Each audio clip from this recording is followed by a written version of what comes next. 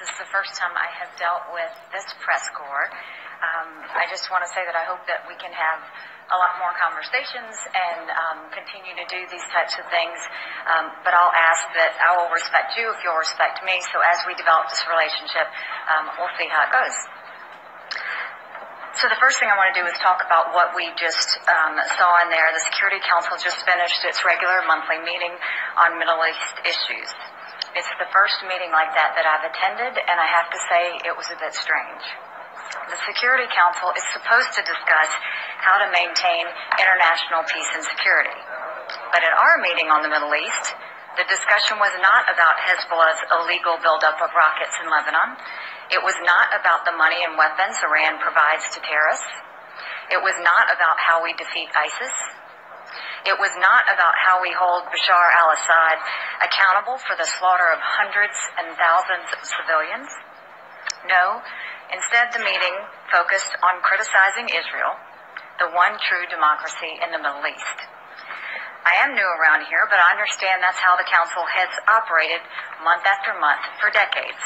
I'm here to say the United States will not turn a blind eye to this anymore.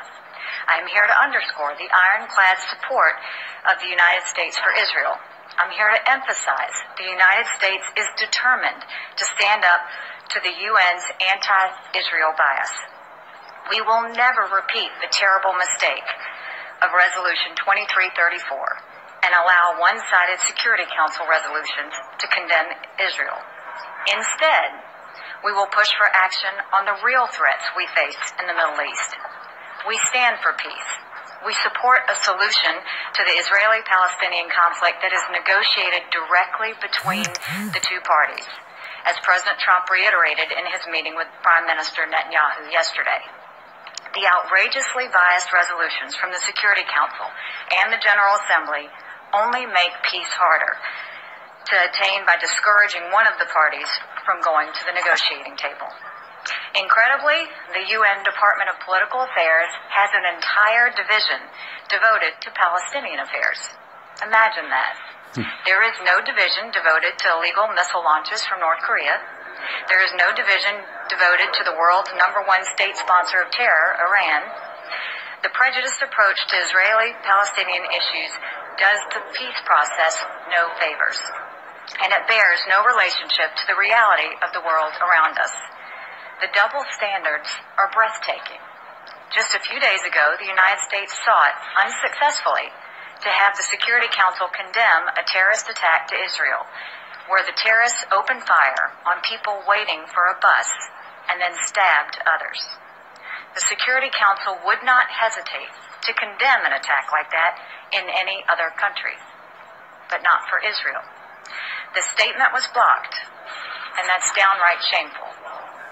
Israel exists in a region where others call for its complete destruction, and in a world where anti-Semitism is on the rise. These are threats that we should discuss at the United Nations as we continue working toward a comprehensive agreement that would end the Israeli-Palestinian conflict. But outside of the UN, there is some good news. Israel's place in the world is changing. Israel is building up new diplomatic relationships. More and more countries recognize how much Israel contributes to the world. They are recognizing that Israel is a beacon of stability in a troubled region, and that Israel is at the forefront of innovation, entrepreneurship, and technological discovery. It is the UN's anti-Israel bias that is long overdue for change. The United States will not hesitate to speak out against these biases in defense of our friend and ally, Israel. Jeg sier bare en ting, altså, folkens. Morning. Wow. Dette her var bare ekstremt forfriskende. For en gangs skyld, så kanskje vi kan få redusert den der altså hyppigheten, vet du, på hvor mange resolusjoner som er mot Israel, folkens. Hør på denne her. Av alle sånne resolusjoner som er foretatt i dette sikkerhetsrådet, så er 50% av dem eller noe, rettet mot Israel, altså sterk kritikk av Israel.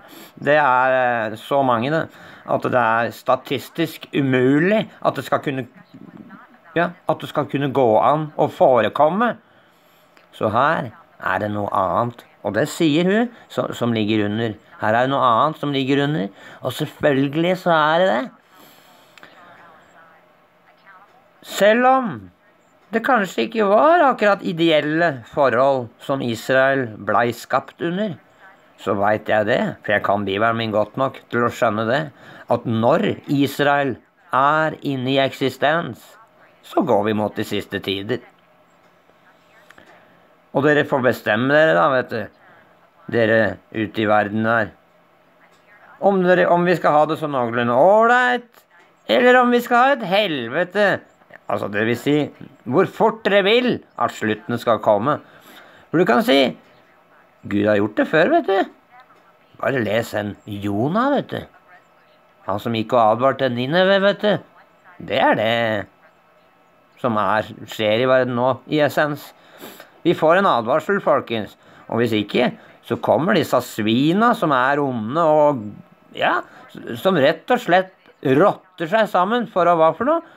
Vipe Israel av kartet, sier de. Ja, det det samme som det står i Bibelen, at de ønsker å gjøre. Wow. Nei, folkens, dere nødt til å returnere til røttene våre, altså også til sannhet. Sannhet, det liksom det viktigste. Uten det, så dere fortapt. Det godt å se da, at vi har en ny administrasjon der inne nede i USA der nå, som har litt mer sunn fornuft, og som har litt mer kontakt med folket. Og det foreslår jeg at vår regjering også har mer. Jeg må jo belønne Listhaug på det området der. Men ikke så veldig mye, egentlig. Litt da. Uansett, når Israel i eksistens, så må vi være obs, folkens. Da må vi begynne å følge med, ikke sant? Ja.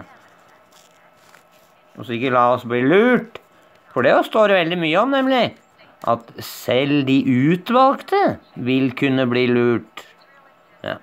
Så bare til å være på vakt her, folkens. Og det veldig forfriskende å se en sånn stemme komme inn i det trøtte, gamle byråkratiet der, som et hatefullt, antisemittisk samling av gamle menn som ikke representerer folk i verden i hele tatt. Og hvis de gjør det, så verden syk. Ja, ok, det var nok ifra meg. Ha det godt da. Vi prates neste gang. Måtte det gå i Guds fred, folkens.